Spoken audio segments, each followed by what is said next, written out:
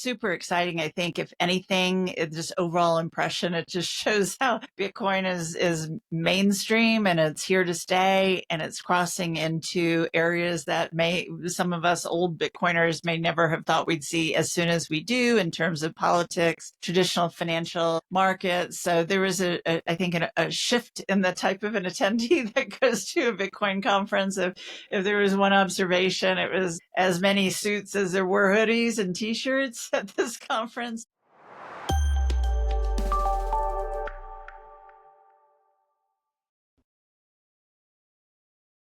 Lynne and Israel are partners at Bairstow Advisors, where they employ their strong network of venture capital partners and startups to connect investors with unique opportunities within the Bitcoin innovation space. Alongside this, they support founders with their strategic growth and fundraising goals. Visit our website's advisory section to learn more. Welcome to Build with Bitcoin. I'm co-host Israel Muñoz, joined with co-host Lynne Bairstow. Today, we're going through a highlight of some recent episodes. For this highlights reel, we also are including a summary and a bit of our Lynne and I's impressions on the Bitcoin 2025 conference in Las Vegas. So, Lynne, let's get right into it.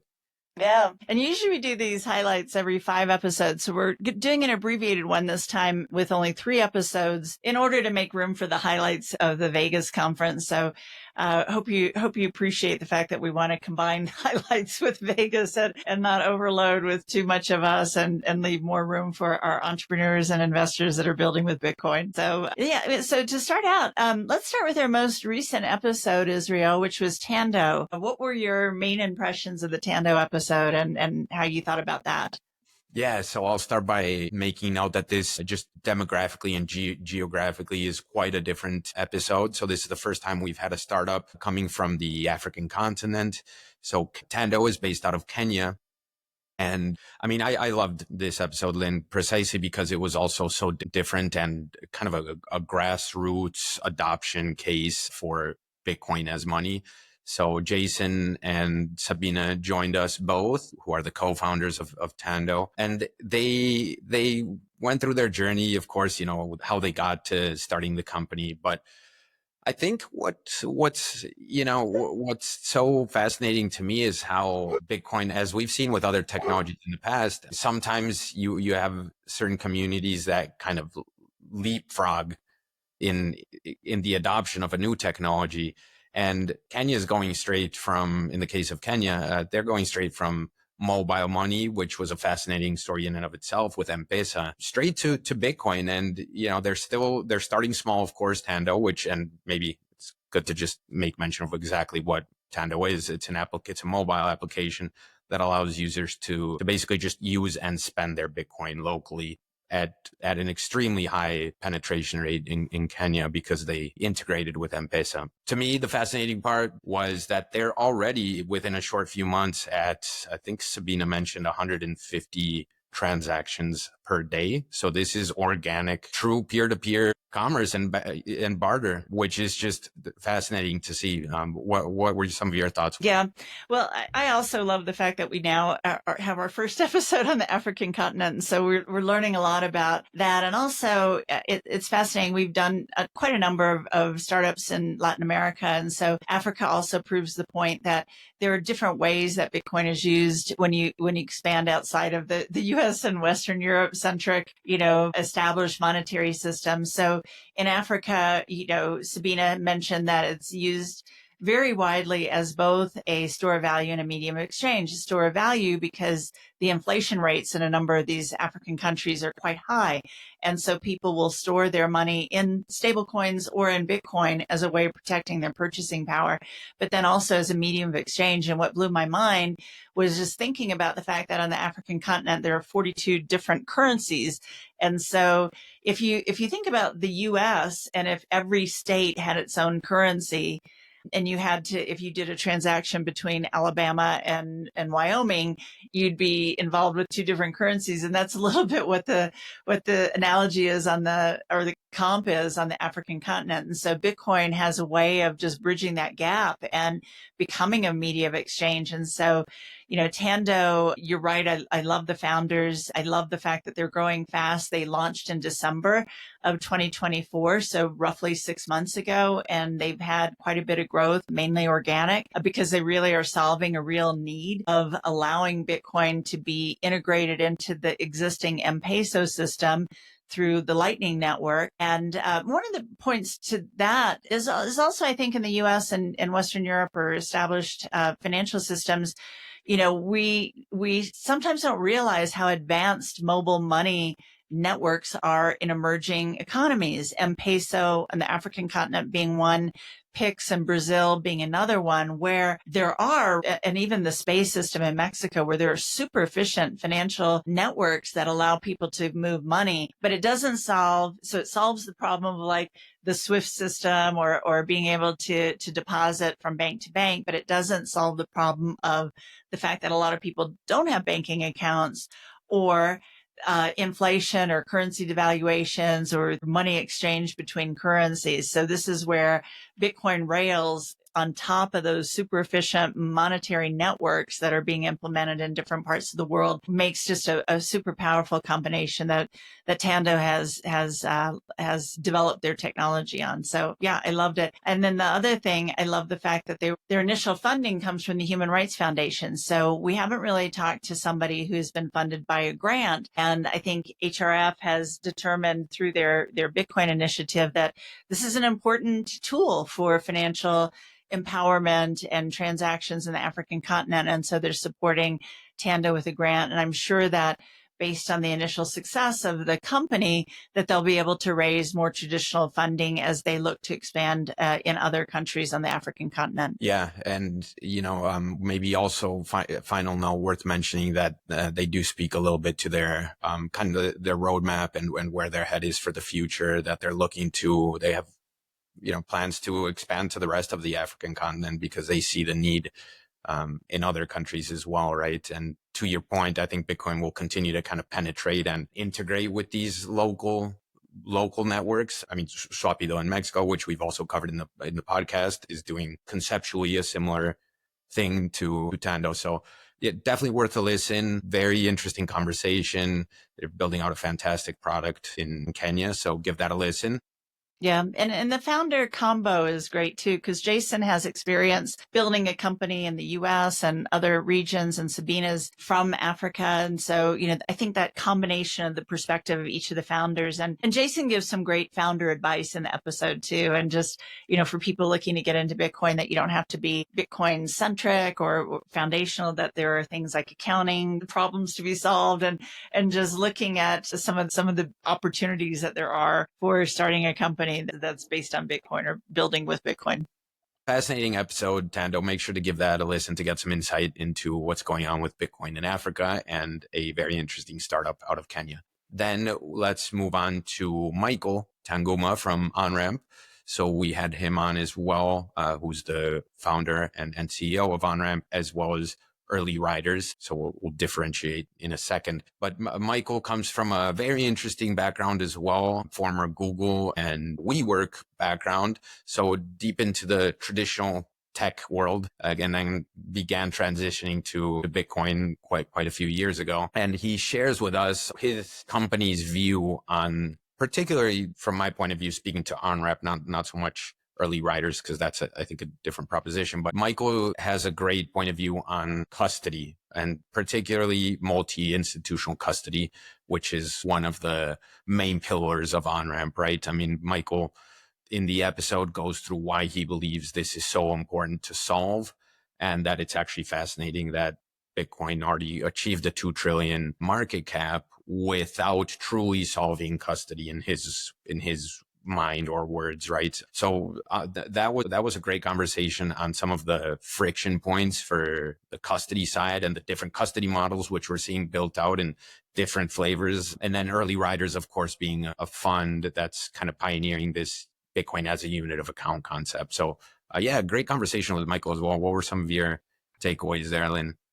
Yeah, like you, I found Michael's background really interesting, and I think really informs how he's building his companies, Onramp and Early Riders, because coming from that, and not just traditional tech, but super high growth tech. So when you're part of Google, you're one of the leaders in the ecosystem of early tech, especially when he was there. And then WeWork, he was there doing that. And I love how he talks about he was studying Bitcoin at the same time. They were just like burning through all this money, but he said the team was so important. And so he's really focused a lot of his intention with OnRamp and early riders on building a strong team and attracting the very best talent he can. So, taking the lessons learned from these, high growth Silicon Valley model companies and transforming them into the Bitcoin companies, doing what he wants to do and the future he wants to see, but taking the lessons that he learned. So I agree. And I really enjoyed our conversation as we got onto the on-ramps to the early riders side, which is the venture capital fund that's based on a Bitcoin standard, in that they want to raise the majority of their funds in Bitcoin from limited partners and to deploy that in Bitcoin to their founders, and then later to pay out the returns back to the LPs in Bitcoin. So, it shows the entirety of the mindset of really operating on a Bitcoin standard. And just talking about how Early Riders is also like a venture studio, an event in addition to a capital allocator. So, really working closely with the companies that they invest in. And I think that was a super benefit, especially given his background of being with these very high growth Silicon Valley companies and his prior work experience. So yeah, very interesting episode. And especially for our listeners who are in traditional tech that want to see how somebody has done it, that's gone from, high growth Silicon Valley style tech company into a Bitcoin company, and how that transition might look. If any of that is of interest to you, give that a listen. For this highlights reel, we'll finish off with Joe Kelly from Unchained. So Unchained, needless to say, a leader in the ecosystem, as they're one of the oldest in the industry. They start off with their lending business, and have expanded from there. But let me just say, Joe, I think is one of the most, I want to say, maybe principled and transparent founder conversations that I feel like we've had on the podcast. So I think it's a very special episode in that regard, because Joe goes through some of even like his early and childhood pain and drama and lessons that kind of strengthen him as a person and as an entrepreneur. Some of the lessons that eventually, that he took with him to then creating his first company. So he's a successful founder in his life prior to Unchained. They had a successful exit, and then him and his co-founder started Unchained, which is now close to 10 years in the Bitcoin industry, still providing some fascinating services. So maybe I'll pause there. What were some of your thoughts, Lynne? No, I really appreciated Joe sharing the story of losing his mom to cancer, and how his dad turned that into an opportunity for kind of recreating the lives of their family by taking them on a sailboat for several years, and how that experience allowed him to live a different life and open his mind up to different experiences. And so through that, working through that painful past, how their family kind of grew together, and then coming back and being able to, having challenges of fitting into the system. So when he started college, he ended up dropping out because it just didn't have the mindset that he wanted. But, I love the fact that he met his co-founder, Drew, and that they had this successful business and exited, and then found themselves with money to invest, and, just and being Bitcoiners, but not having any financial advisors that understood Bitcoin, realized that this was an opportunity in the marketplace, and having that co-founder relationship where they're best friends and they've been through a company and an exit before, and now they're in their second company together, just gives a solid foundation, I think, to what they built. And you just feel that, just a sense of calm, and, all the different variations that Unchained has, or evolution that Unchained has gone through. Because, one of the things I loved about the conversation was how completely client focused they are in listening to what their clients want. And their initial clients were Bitcoin holders, people who were early investors or buyers of Bitcoin or miners of Bitcoin, and they had a Bitcoin stash. And it's like, what do they do with it? Creating products and services that meet that. And obviously over the years since 2016, there have been a lot of changes in the demographics of Bitcoin holders. And so their products and services have really evolved along with the growing client base of Bitcoin users. Yeah. And, I think for founders or aspiring founders, this is a particularly interesting episode because Joe gets into a lot of the just kind of guiding principles as a company, what's worked for them, how he thinks through his executive team, kind of the importance of building a solid community as an organization of now, a few dozen people. He goes through some of the pain points of fundraising and the difficulties there, some advice as well on how to think about the fundraising approach, which regardless of your industry is typically a difficult path, right? I think particularly from the entrepreneurship perspective, Joe just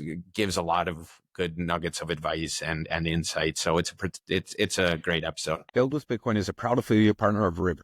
River is a financial services company that allows you to purchase, sell, and transfer your Bitcoin all through a great suite of products, high security standards, and as of recent, even allowing you to earn a Bitcoin yield on your US dollar cash deposits. For a personalized onboarding experience, go to partner.river.com/buildwithbitcoin. I agree completely with you. Even though Joe is telling the story or sharing the story of Unchained and his personal journey, it feels like a mentoring session when I re-listen to it. It's like there's so much great information and advice that he gives along the way of in every stage of their growth. He just shares something that I think is super beneficial for anyone thinking about starting a company in the Bitcoin space or elsewhere, just as a successful founder, what you should think about. And also his focus on company culture of just like really, really creating a synergistic team where everybody is part of the vision of what you're building in order to create the success that they have. And so I think that's undeniable and certainly a part of the recipe for their success. That one's Joe Kelly from Unchained. And let's move on to the Las Vegas conference. Lots to kind of decompress there. I'll let you start. Well, first of all, I just want to congratulate the Bitcoin conference team and Bitcoin Magazine. I think overall it was just a fantastic event. It was super exciting. I think if anything, it's just overall impression. It just shows how Bitcoin is mainstream and it's here to stay, and it's crossing into areas that some of us old Bitcoiners may never have thought we'd see as soon as we do in terms of politics, traditional financial markets. So there was I think a shift in the type of an attendee that goes to a Bitcoin conference. If there was one observation, it was as many suits as there were hoodies and t-shirts at this conference. So I know people might say that's not a positive, but I think overall it certainly is an observation that I think you and I shared, was just the scope, the scale, the diversity of attendees. So it was fascinating. But overall, I mean, I had a great time. I think we both did. And it was wonderful to see, in addition to the suits and bankers, I mean, just see so many friends in Bitcoin and just our community. For us as podcasters, what we really, I think, appreciated was how much we've grown in the last year. Where last year in Nashville, we were introducing what our podcast was aiming to do. And this year we had over 50 interviews under our belt. So we had a lot of friends that we felt that we knew because of the interviews that we conducted with them, and just that network that we've been able to build between the leading entrepreneurs and the leading investors working on innovation in the Bitcoin space, which is still not, in my mind, covered enough. I think it's still a lot more the macro and why Bitcoin, but that's okay. We'll get to it over the years. But I love the innovation story that you and I are sharing. Yeah, I think we were both surprised this first year with how quickly the startup ecosystem and of course the investors that support them, how quickly this is growing. I mean, it's still small in scale, but to your point, I mean, we already know so many people in the industry, and it's great to see that collaborative, we work together and we all win approach, which is kind of what this just nature of open source decentralized technology provides, right? That's why it's so powerful. But back to some of your impressions, Lynne, that you mentioned. I mean, for me, it was similar in that you mentioned it's kind of growing up, it's here to stay. The energy, the presence, the type of people that were there. I personally kind of returned from the conference feeling like, wow, that initial chapter of Bitcoin is kind of coming to an end. It's, it's kind of maturing. And what really also struck me is the lines between the store of value and medium of exchange narrative. They're quickly blurring, which I think is just a direct reflection of this previous point, that the industry is maturing and Bitcoin's kind of just, it's going through that next leg of growth, because it's just starting to become one large platform. And by this point, in my opinion, if you still don't get the store of value side of the story, I mean, you just need to put a little more hours into it. And so we're getting, I think as a consequence, a lot of this other innovation as a medium of exchange. And there was plenty of participation from that arena as well in the conference, which is amazing to see. And, let alone some of the previous points you mentioned. I mean, I don't think we've gotten so much presence from politics, even international politics, big banks. Bitcoin Magazine released some statistics about the conference, and they did accomplish setting a Guinness World record for the most transactions on Bitcoin within 8 hours, and it was over 4,000. So that kind of proved the point that Bitcoin is usable. And I think it was great that they did that on the first day of the conference, where there were a lot of traditional bankers and there were a lot of politicians who might see it more as store of value, and that has been their focus because they're creating investment products or treasury strategies for their companies. And so to see it actually in action, or to learn about the fact that it's so easy to transact on, I think is a great way of bringing education to the full spectrum of what Bitcoin is as a financial technology. What do you think about the content of the conference, the overall content?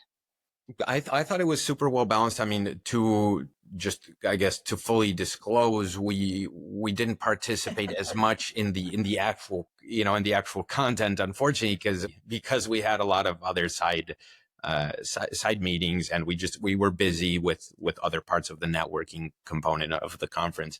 But I thought they are available online, and so I don't know if you caught up, but I mean, and I was excited to be a speaker this year. So speaking on innovation LATAM, that one is not yet on the YouTube channel, but it will be soon. So carrying that over. I mean, I felt like the content. I mean, if I had any criticism, it would be that the content, there was a lot of U.S. political content, and I think Bitcoin is global. I know the conference is based in the U.S. and they have sister conferences in Europe, in Amsterdam, and then also in MENA.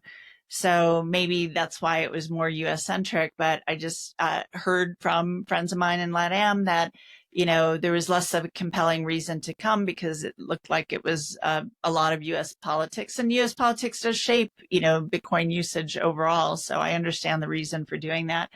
There was also a lot of content about corporate treasuries. I mean, that was a big theme with, led by Michael Saylor in strategy, but also by Metaplanet and by Saylor Scientific, and all of these new entries, including Bitcoin Magazine's own fund, treasury fund, that just launched, Nakamoto.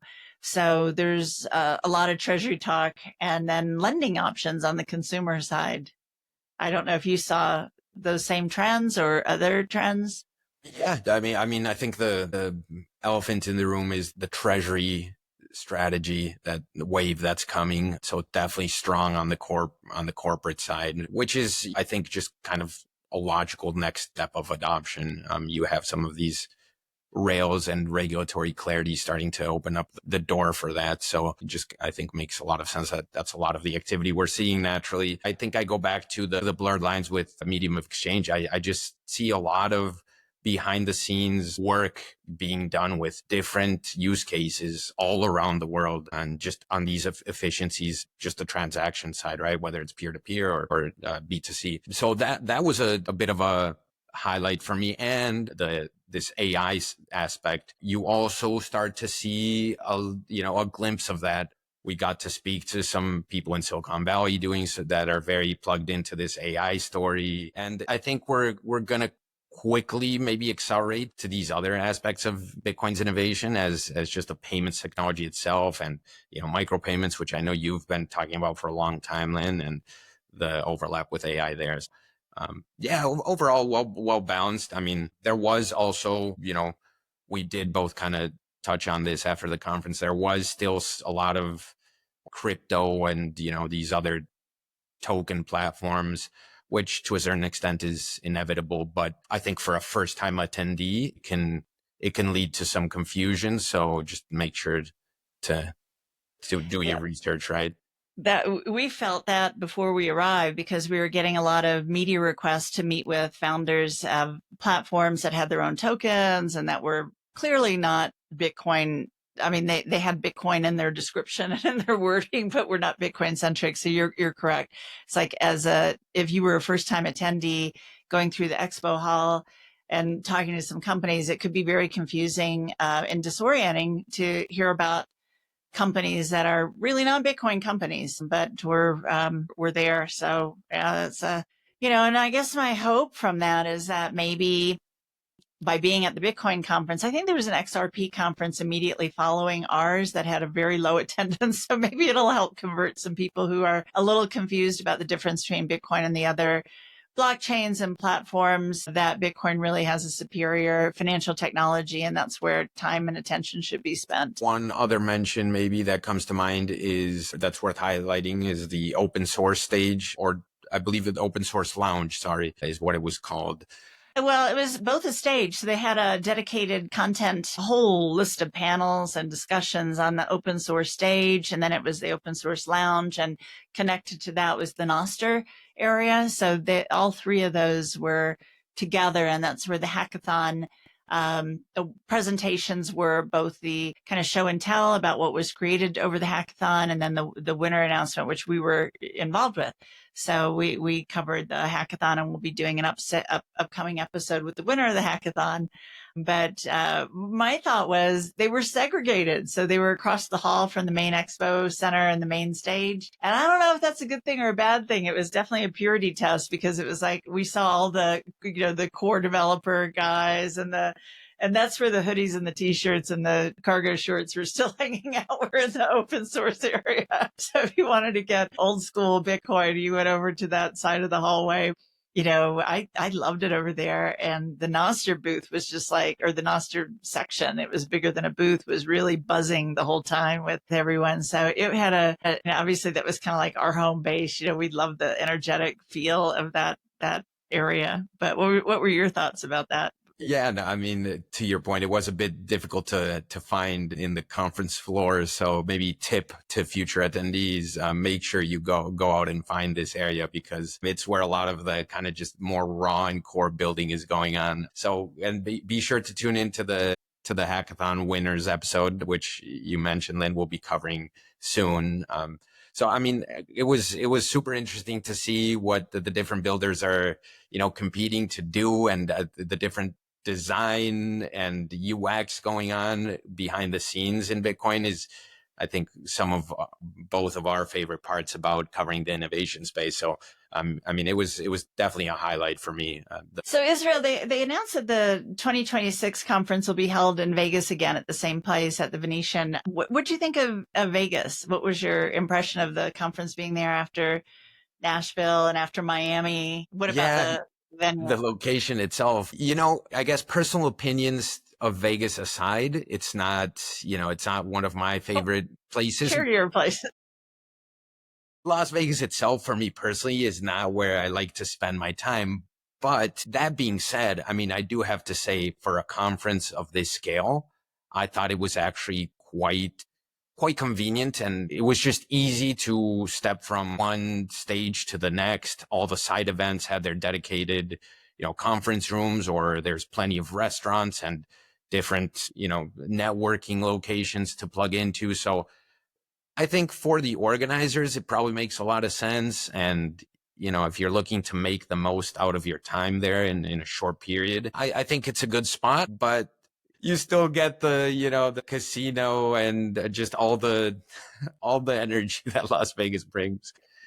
It was like It was such a strong visual to, leave the room, walk through the casino, which is just a visual of like the fiat mindset, fiat lifestyle of people just desperately, gambling to get a hit of extra cash or something, and then go into the Bitcoin ethos where, it's like this sense, just this positive energy of everybody building a better, more equitable financial future. I mean, maybe not everybody there, because as we mentioned, there were some crypto companies there, but it's like, I do think the overall sense that many of us early in the space have is that we're contributing to something that's going to have a positive impact on the world and bring more people into financial inclusion and financial equality. So, that contrast is crazy, Yeah, but, that contrast hadn't hit me until you just mentioned it, but it is kind of black and white.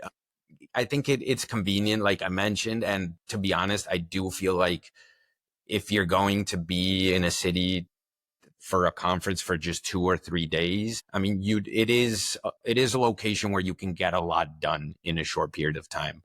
yeah. Which is maybe what they're going for, right? But yeah. No, and we were able to go to a lot of the side events for businesses that had hospitality suites or happy hours or different restaurant events, because you could walk from one to the other pretty much easily or take a quick taxi ride or something. So it was the compactness of the city, or even the Venetian Resort, which is kind of like a city in itself, I think allowed us to see a lot of people. And I'm sure it just helped more of these Bitcoin companies connect with their clients in an easier way without disrupting the entire flow of the conference itself. So yeah, I agree. Yeah, and hats off to the organizers, of course, because they do a great job bringing a massive industry together into one location. And we all may have our opinions on likes or dislikes, but at the end of the day, it's a very special event, I think, and you're able to do a lot of in-person networking that otherwise you just missed.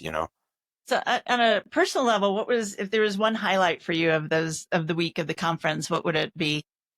Well, I think from some of our initial side conversations, Lynn, we might be sharing the highlight here, but I do think that Tether is just kind of this quiet underdog, and it was great. First of all, meeting Paulo and of course his keynote, which is on YouTube already. Seeing a company of that scale dedicating so much of their profits and resources into this concept of decentralization in other technologies, just basically using the Bitcoin ethos of sovereignty and decentralization and applying it to AI, for example.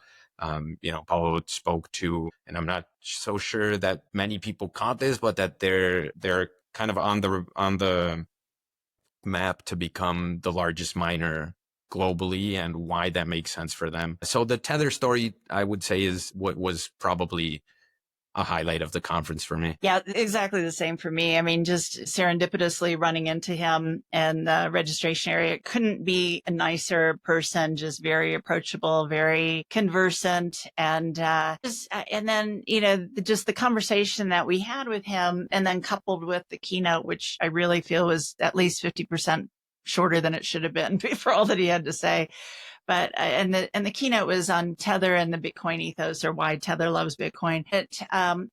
There's conversation about, does stable coins detract from Bitcoin? I think if you have lived outside of the U.S. at all, you understand the use case of stable coins, or USDT in particular, for holding your value in countries and regions, just like we talked about Tando earlier, where you have massive inflation or fluctuation of currencies that make it difficult to use or exchange in other parts of the world. And then the enormous profitability, 13 billion last year, that Tether achieved in profitability. Instead of just, I don't know, even having I don't think they even had a booth or a suite there, but they're reinvesting it and really creating more peer-to-peer decentralized technologies, including Rumble for video. Rumble had a booth there. And then also Keat for communications. They have the Plan B initiative for education and venture investing together with Fulgur Ventures. And then the most exciting one that I think you were just talking about, but the new Tether AI,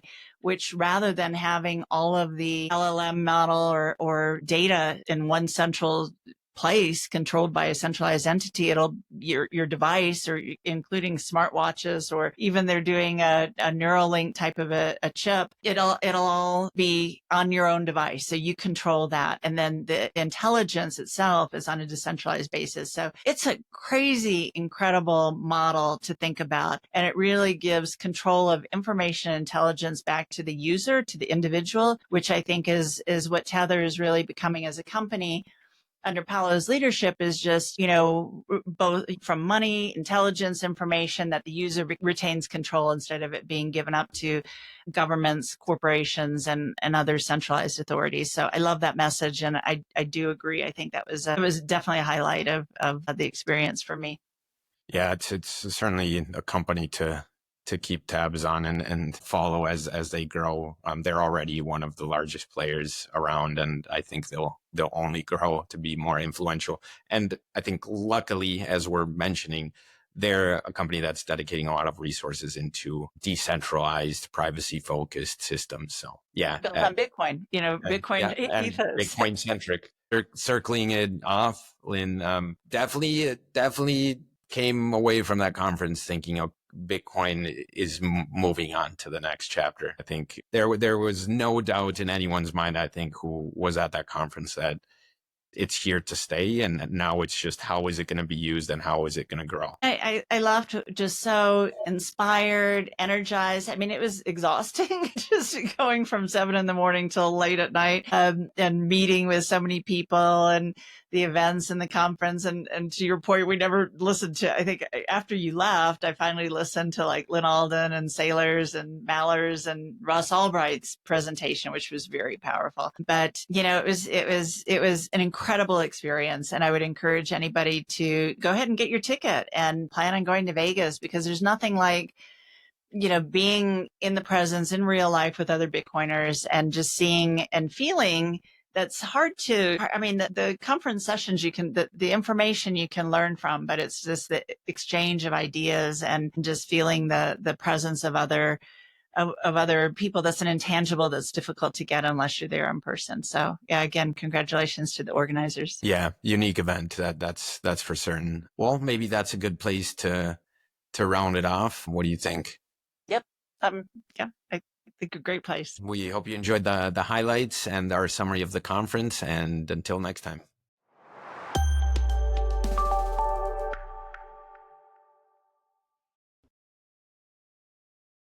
Thanks for listening to the Build with Bitcoin podcast. If you found benefit in what you heard in this episode, we'd truly appreciate it if you would like, share, or leave a comment on whichever platform you're listening, as this helps others find us, which is especially important for a new podcast. And as a reminder, our content is intended for educational and entertainment purposes only, and is not to be considered investment advice or a recommendation to invest in any company or asset mentioned in the podcast. Build with Bitcoin is a proud affiliate partner of River, a full-service, 100% reserve custody, Bitcoin-only financial services company. For your next Bitcoin purchase, use our exclusive link, partner.river.com/buildwithbitcoin. Thank you sincerely for being a part of the Build with Bitcoin community.